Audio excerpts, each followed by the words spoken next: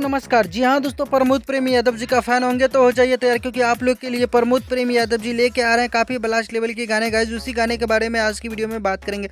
उससे पहले वीडियो को एक लाइक और चैनल को सब्सक्राइब कर दिए। चलिए वीडियो को शुरू कर लेते हैं, जानते हैं प्रमोद प्रेमी यादव जी के आने वाले गाने के बारे में। जी हाँ दोस्तों, गाने का नाम है बराबर बराबर आरी नीचे दुपट्टा। इस गाने को प्रमोद प्रेमी यादव जी ने गाए हैं। दोस्तों बता दूं, इस गाने के जो लिखे हैं बच्चू बिहारी और म्यूजिक भी दिए हैं बच्चू बिहारी भाई लोग। इस गाने के जो है कल सुबह में वे म्यूजिक के ऑफिशियल यूट्यूब चैनल से रिलीज़ किए जाएंगे। तो आशा विश्वास से अगर प्रमोद प्रेमी यादव जी का फैन होंगे तो इस वीडियो को ज़्यादा से ज़्यादा प्यार दीजिएगा, जितना हो सके उतना शेयर कर दीजिएगा। तो दोस्तों इसी तरह का अपडेट मिलते रहेगा हमारे यूट्यूब चैनल के माध्यम से।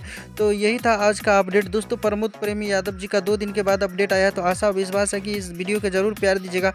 तो मिलते हैं फिर